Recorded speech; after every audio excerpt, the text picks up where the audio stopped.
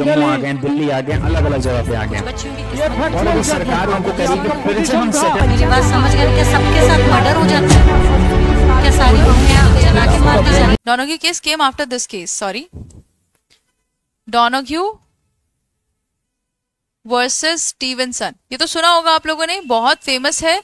It is also known as ginger beer case. 1932 House of Lord's.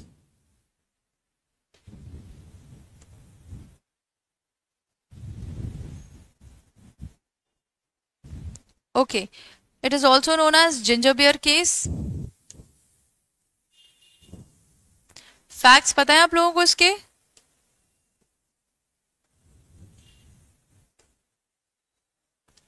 फिर से देखते हैं फैक्ट्स इसके. सो डोनाग्यू वर्सेस स्टीवेंसन के केस में एक पर्टिकुलर जिंजर बियर की बॉटल थी जो मैन्युफैक्चरर ने मैन्युफैक्चर करके एक पर्टिकुलर पर्सन को बेची है. एक पर्टिकुलर पर्सन जो रिटेलर है उस पर्टिकुलर चीज को देने के लिए, और एक पर्सन ने उसको खरीद करके अपनी लेडी फ्रेंड को गिफ्ट कर दिया है. So this particular lady friend is the ultimate consumer. ठीक है, यहाँ पर मैन्युफैक्चरर है, मैन्युफैक्चरर से रिटेलर के पास में आया है, रिटेलर से जो परचेजर है, ओनर है, उसके पास में आया है, और उससे आया है अल्टीमेट कंज्यूमर के पास में, यानी कि ये लेडी जो है इस केस में प्लेंटिफ, उनके पास में, डोनाग्यू के पास में. ठीक है, अब यहां से जब वो ये बॉटल खोलती हैं और इसका एक ग्लास पी लेती हैं और दूसरा ग्लास पोर करती हैं, तो उस ग्लास में ऊपर तैर करके आ जाता है, स्विम अफ्लोट करके आता है, एक डेड स्नेल, डीकम्पोज्ड स्नेल की एक बॉडी वहां पर आती है, जिसे देख करके ये पर्टिकुलर प्लेंटिफ को बहुत गहरा मेंटल शॉक लगता है कि ओ माय गॉड, ये मैंने क्या पी लिया, इसमें तो एक डेड स्नेल है, शायद ये इसका कुछ पार्ट ये इतने टाइम से इस बॉटल में मेरी बॉडी में चला गया, ये टॉक्सिक मटेरियल जो भी था. So she suffers ill health because of watching this particular these contents of this bottle. Now when she files a case against the particular manufacturer, this person says that I am not responsible for this. The person who is responsible for this is the retailer who sold the bottle. When we say do not injure thy neighbor, so this retailer should be held responsible for this particular consumer. मैं इस chain में बहुत पीछे आता हूं. This is what the manufacturer says, that I am not responsible for this particular thing. Okay. Now इसमें ये held किया है हाउस ऑफ लॉर्ड्स ने कि ये पर्टिकुलर मैन्युफैक्चरर लाइबल है towards this particular plaintiff, because ये जो लव दाई नेबर का कॉन्सेप्ट है, इसमें हम हर उस पर्सन को एनविसाज कर रहे हैं, हर उस पर्सन को इमेजिन कर रहे हैं अपना काम करते हुए, जिसके कॉन्टैक्ट में हमारा काम आ सकता है. Whatever act that we are doing, this act is capable of impacting how many number of such persons. तो वो सारे ही पर्सन्स हमारे क्या हो जाएंगे, नेबर हो जाएंगे. Right? For example, if you are manufacturing something, then you could have it in your mind कि हो सकता है कि ये पर्टिकुलर मटेरियल जो है किसी होलसेलर के पास में जाए, राइट, और फिर किसी रिटेलर के पास में जाए, और फिर किसी अल्टीमेट कंज्यूमर के पास में जाए वहां से. तो हर एक पर्सन जो इस चेन में आ रहा है आपके एक एक्ट के करने से, वो सब आपके नेबर्स माने जाएंगे. All of them would be considered your neighbors, because उस जमाने में 1932 में हमारे पास में कोई भी डेवलप्ड कंज्यूमर लॉ तो था नहीं, तो हम कैसे लाइबिलिटी अफिक्स करें मैन्युफैक्चरर की, यहाँ से नेग्लिजेंस के पूरे कॉन्सेप्ट से हमारा मॉडर्न कंज्यूमर लॉ आया है. कंज्यूमर प्रोटेक्शन लॉ जो आया है मॉडर्न, वो पूरा का पूरा नेग्लिजेंस से आया है. ठीक है, तो यहाँ पर ये इन्होंने हेल्ड किया है और उन्होंने बताया है कि नेबर कौन है. ठीक है, लिख लीजिए इसको, write down. If you want to write the ratio, just the ratio, then that's also fine. If you want to write down the facts also brief में, तो फैक्ट्स भी लिख सकते हैं. नहीं तो ये जिंजर बियर केस अपने आप में ही इतना फेमस है कि that should be enough to remind you, है ना. तो बताइए क्या लिखेंगे, फैक्ट्स या फिर direct ratio? Manish, Divakar.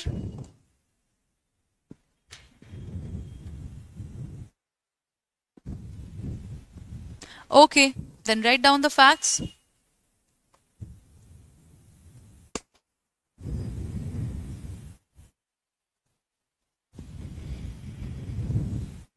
A purchased a ginger beer bottle.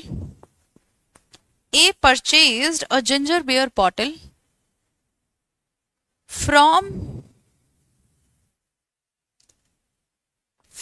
a retailer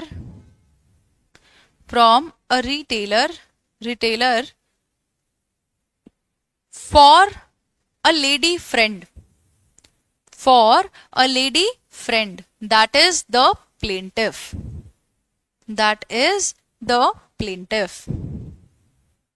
Full stop.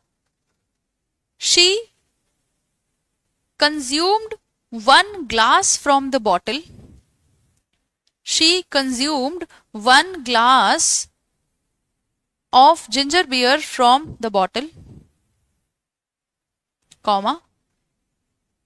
When she poured the second glass, the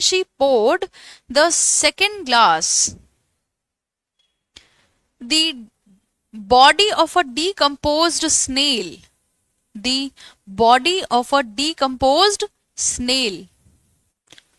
floated on the surface.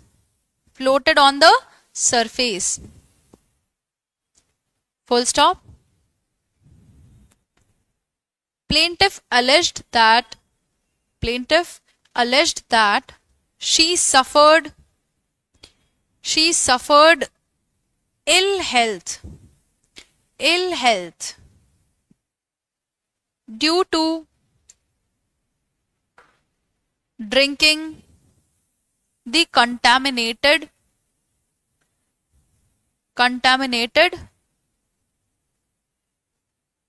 beer, ginger beer. Full stop. She brought an action against manufacturer.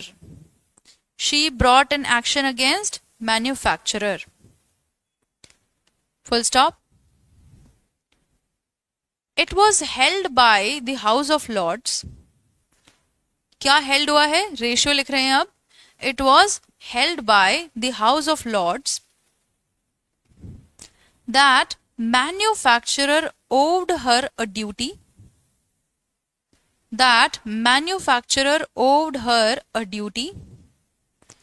To take care that the bottle did not contain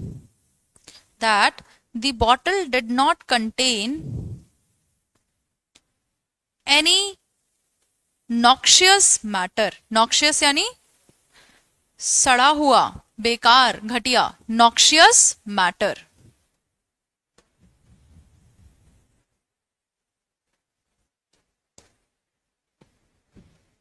Any noxious matter. And that he would be liable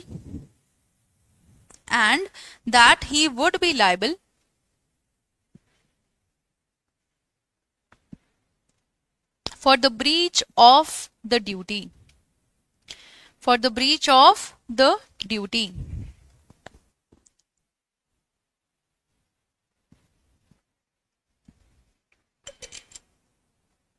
Full stop. इसी में आगे continue करेंगे. Lord Atkin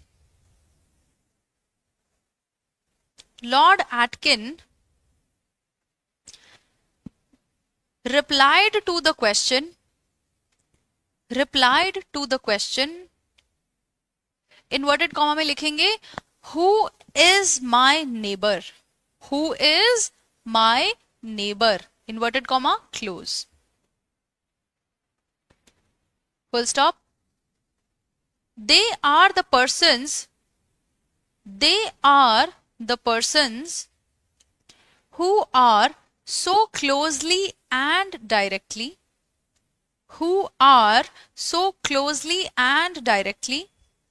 affected by my act affected by my act, that I must reasonably have them in mind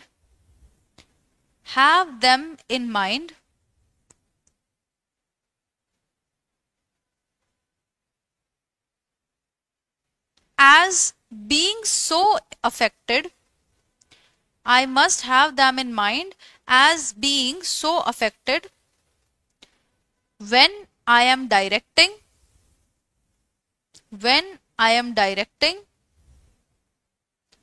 my mind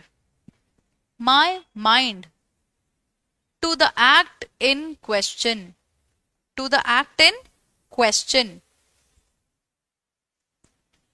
Full stop. This is the ratio, this is the thing that was said by Lord Atkin himself. उन्होंने कहा है इसमें clearly, आप देख रहे हैं कि कोई नेबर वही पर्सन माना जाएगा जो आपके माइंड में, आपके कंटेम्पलेशन में आ जाए। जैसे ही आप ये सोचें, अपना माइंड इस क्वेश्चन पे अप्लाई करें कि मैं ये एक्ट करने जा रहा हूं, तो इसका कॉन्सिक्वेंस कौन कौन से लोगों को जो है सफर करना पड़ सकता है। इसके आंसर में आपको जो भी पर्सन्स का आंसर मिलेगा वो सारे पर्सन्स आपके नेबर है। फॉर एग्जाम्पल, एक पर्टिकुलर इंडस्ट्री है, एक पर्टिकुलर प्लांट है जहां पर उन्होंने जो एनवायरमेंटल रूल्स को फॉलो करते हुए वाटर ट्रीटमेंट प्लांट नहीं लगाया। ठीक है, अब ये एक पर्टिकुलर एक्ट है जो कि एलिज्ड है कि इन्होंने वाटर ट्रीटमेंट प्लांट नहीं लगाया है। इस पर्टिकुलर एलिज्ड एक्ट के आते ही माइंड में क्या आता है कि कौन कौन ऐसे लोग हैं जो इससे अफेक्टेड हो सकते हैं। सबसे पहला, वो लोग जो काम कर रहे हैं नॉक्शियस वाटर में, राइट, जो इस नॉक्शियस वाटर को बाहर रिलीज कर रहे हैं बिना ट्रीटमेंट के, they might get some kind of disease, some kind of illness. Number 2, ये नॉक्शियस वाटर कहाँ पे जा रहा है डिस्चार्ज होकर के? ये किसी स्ट्रीम, किसी नदी, किसी जगह पे, किसी वाटर रिसोर्स में जा रहा है, तो उस जगह पे उस पानी को यूज करने वाले सारे के सारे लोग वो भी मेरे नेबर्स हैं, right. And anything else that you can think of, जो भी आपको लगे ना कि ये सारे पर्सन्स इस पर्टिकुलर एक्ट से अफेक्टेड हो सकते हैं, वो सभी आपके नेबर्स हैं। This is the test of duty of care to the plaintiff, कि ये ड्यूटी जो है कितनी दूर तक आप ओ कर सकते हैं, कौन कौन इसमें प्लेंटिफ बन सकता है। समझ आया? Yes Diwakar, Manish, is this clear?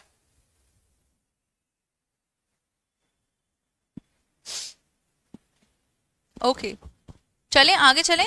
Okay, अब ये जो ड्यूटी टू टेक केयर है, ये 2 फैक्टर्स के ऊपर डिपेंड करती है, किस हद तक आपको ये ड्यूटी करनी है फॉलो। ठीक है, उसको लिख लो, पैराग्राफ चेंज कर लो, केस लॉ खत्म हो चुका है। लिखो, द एक्सटेंट और scope of duty to take care, the extent और scope of duty to take care.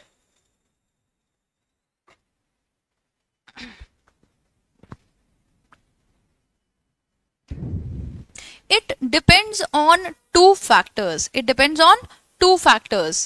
Number one, the nature of relationship. The nature of relationship between plaintiff and defendant. Between plaintiff and defendant, which causes such duty,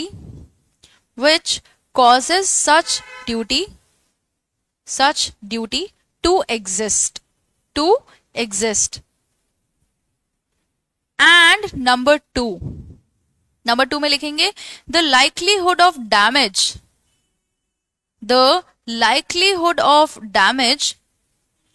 that may be caused or that may be reasonably foreseen, यानी कि जिसे पहले से देखा जा सके, reasonably clear हो कि ये हो सकता है। reasonably foreseen by the defendant. By the defendant.